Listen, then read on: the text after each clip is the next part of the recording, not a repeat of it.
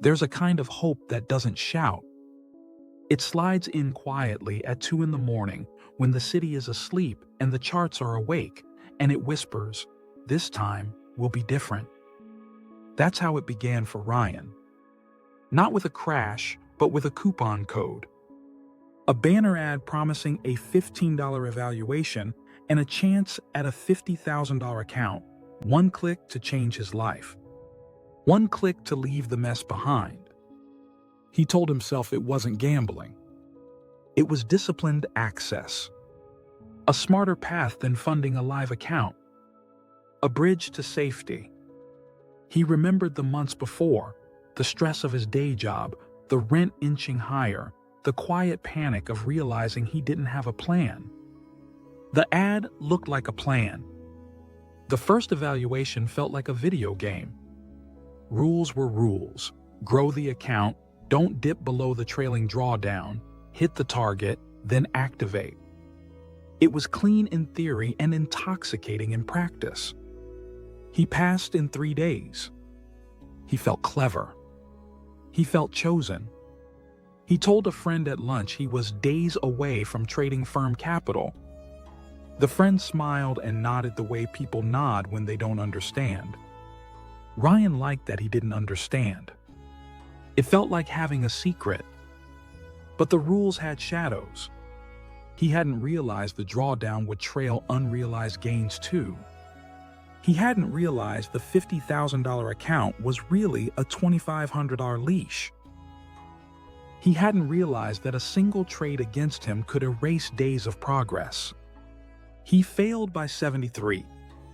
The platform flashed red and offered a reset for the price of a sandwich. That was the first loop. He reset. He passed. He failed. He reset again. He told himself it made sense. $15 here, $35 there. Discount codes every holiday, Black Friday, every other week. He told himself small costs weren't real costs. That he was investing in his future self, the disciplined one who never tilted, who always honored stops, who never traded emotionally again. He didn't see the math add up. Not in dollars. In hours. He woke at 3 to catch London, pushed through New York, sat in the quiet after-hours candle refreshing the dashboard. He took screenshots of rule pages and highlighted phrases like a law student. He posted in chat rooms where people celebrated their first payout and never returned for a second. He recognized usernames the way you recognize slot players at a casino. The same hopeful talk, the same small victories, the same quiet disappearances. One Friday, he passed an evaluation and paid the activation fee 5 times the evaluation cost. He told himself it was an investment. He told himself the hard part was over. Then the buffer. He had to trade up to $2,600 before requesting a withdrawal. Later, firms would push that buffer to $4,100 with $2,600 locked permanently. He traded tight, then looser, then desperate. A trailing rule caught him on an unrealized swing and kicked him back to the start. The activation fee didn't care. He built spreadsheets to track it all. Columns for firm, fee, drawdown, quirks, status. Cells turned green on pass, yellow on pending, red on reset. It looked like professionalism. It was obsession in a suit. The rest of Ryan's life began to blur at the edges. His sister sent him photos of a cabin they could rent for the weekend. He told her he'd check his schedule and left the message unread until it expired into silence. A friend's birthday came and went. He sent a half-hearted, sorry, next time text while staring at a candlestick chart. The woman he was seeing asked if he could give her just one evening without screens. He promised, meant it, and broke it. He stacked evaluations like lottery tickets. Futures 1 phase with small drawdowns. FX2 phase with looser rules. A weekend flash sale on an account size he had no business touching. The cheaper it was to try, the easier it was to try again. He framed it as grit. He called it resilience. He didn't call it what it was, compulsion. There were good days. A clean trend from London through New York, partials managed like a surgeon. He finished just shy of target and stopped. He poured coffee with shaking hands and told himself this was discipline. He slept 5 hours instead of 4. The next morning, he opened the platform and gave half of it back in 40 minutes. He made bargains with himself. No more trading after 2 losses. No impulsive entries around news. No staring at the P&L while the candle was alive. He meant them. He broke them.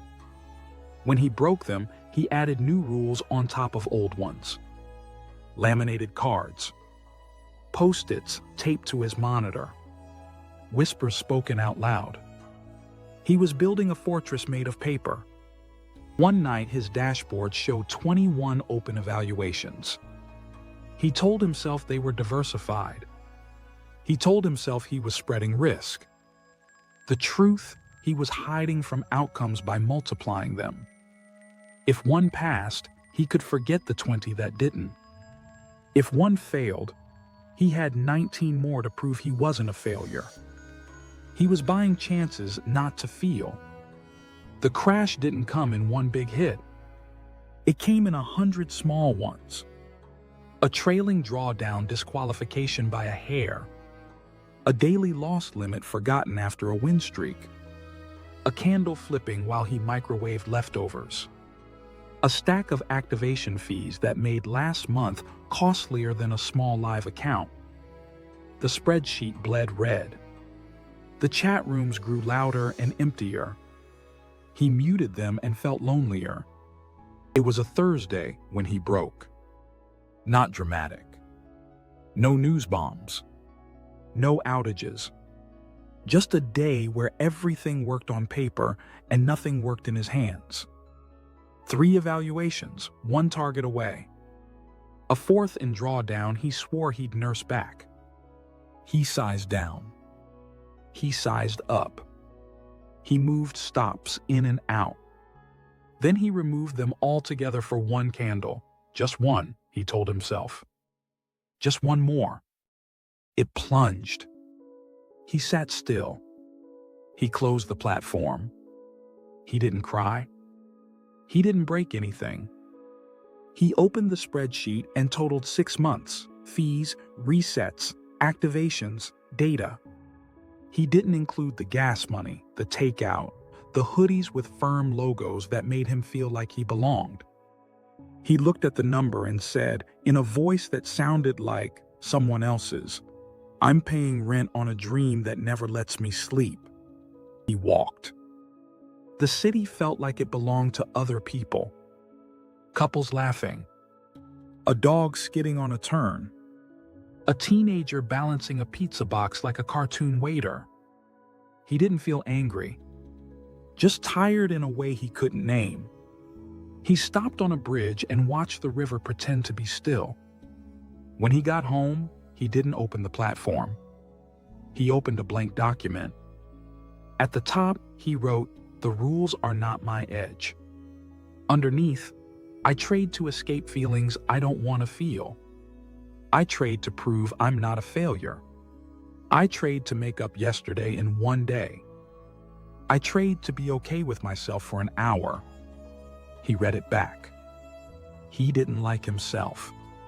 And for once, he didn't turn that into a trade. The next morning, a different bargain. 30 days, no evaluations. No dashboards. No resets. No coupons. No flash sales. 30 days of paper only. On his system, fixed size, fixed hours, hard stop after 2 losses.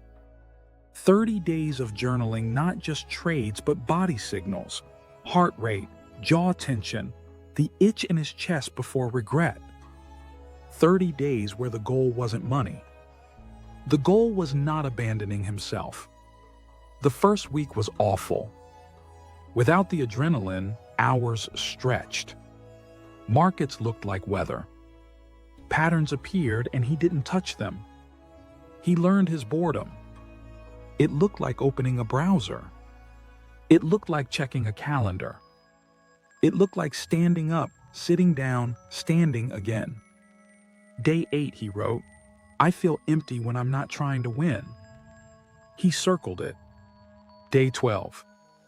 "I'm nicer to people when I'm not secretly betting my mood on the next candle." Day 15, "I slept 7 hours." It felt like stealing. He wasn't a saint. He took 2 impulsive paper trades and wrote down the justifications like confessions. No punishment. No reward. Just noticing. He noticed the urge spiked after text from his boss. He noticed it peaked when a friend posted a payout screenshot. He noticed it soften when he followed his hours, even without a single trade.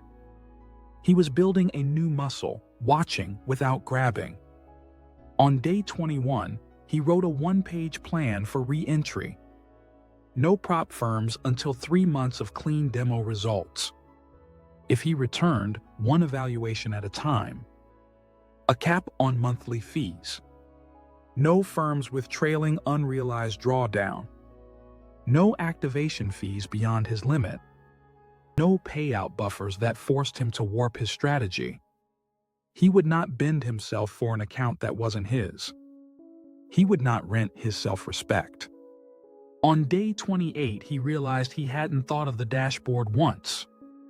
He called the woman he'd let drift away. He called his sister about a trip he'd missed. He laughed at something ordinary and felt the laugh all the way down. On day 30, London opened. His setup appeared. He took it on paper, exactly as written. No heroics.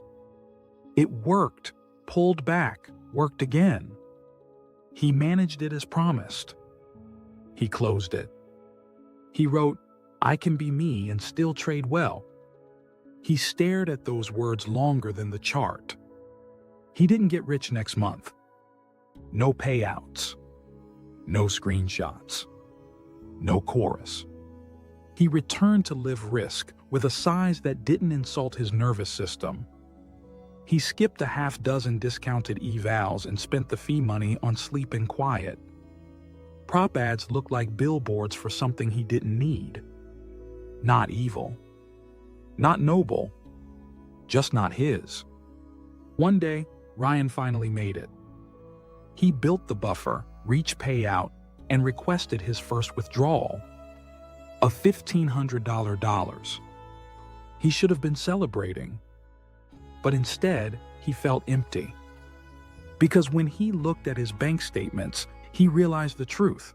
He had spent far more on evaluations, resets, and activations than this single payout covered. The victory was hollow. The system wasn't built for him to win. It was built for him to keep playing. He learned a gentler definition of winning. Winning wasn't the payout email, not the green screenshot.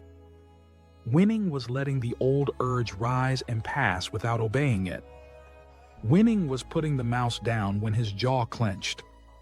Winning was closing the platform when his plan said close, even when it hurt. Winning was telling himself the truth before the market had to. One night he opened the spreadsheet out of habit, then closed it. He opened his journal. He wrote 3 lines to read every morning for the next year. I do not trade to feel okay. I trade because I am okay. The rules are not my edge. My awareness is. They didn't feel triumphant. They felt quiet and solid, like something you could lean against when the wind picked up. There's a kind of hope that doesn't shout. It comes after you stop bargaining. After you stop paying rent to a dream that steals your sleep. After you stop multiplying outcomes to avoid a feeling and start choosing one small, honest action at a time. Ryan didn't find it in an evaluation.